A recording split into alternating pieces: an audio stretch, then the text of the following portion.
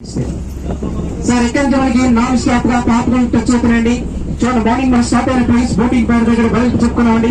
1.5 kilometres distance ఇస్తుందండి. Depth వచ్చేసి 50 feets, 100 feets, 200 feets అలా డెప్త్ పెరుగుతూ వస్తుందండి. వెడల్పు చాలా తగ్గిపోతుందని చెప్పుకున్నాం. అలాగే పాపికలకు వచ్చేసరికి చూడండి సార్, పాపికలకు వచ్చేసరికి వెడల్పు చాలా తగ్గిపోయింది సార్. అంటే పాపికలకు వచ్చేసరికి వెడల్పు వచ్చేసి కేవలం 200 మీటర్ల మాత్రం వెడల్పు కనిపిస్తూ ఉంటుంది సార్. ఇక్కడ లోతు వచ్చేసి హెవీగా ఉంటుందండి. ఇక్కడ లోతు వచ్చేసి 100 అడుగుల నుంచి 400 అడుగులు లోతు ఉంటుంది.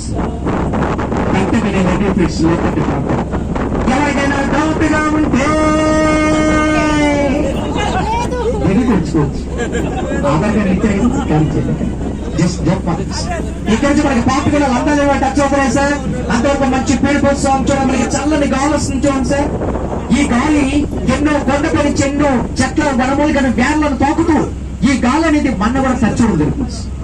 రోగాలు కాకుండా కొంచెం డెఫినెట్ గా గాలి పీల్చుకోవచ్చు. ప్రకృతి వైద్యం సర్వరోగా నివారణ. ఈ రోజంతా గాలి పీల్చుకోండి, సిటీకి వెళ్ళి జీవితాంతం ఆరోగ్యంగా ఉండండి. చాలా ఎక్కడికి మనకి పాపి కూడా అందరూ మనకి టచ్ అవుతారని చెప్పి ఆస్వాదించండి. మీ కెమెరాస్ లో బంధించుకోండి. అంతవరకు మంచి మంచి పేరు అవసరం ఉంటాయి. ఈ చల్లని గాలికి పాపిగా నేత్రం రేడియో విటనే వెళ్ళి విడి పేరు కోసం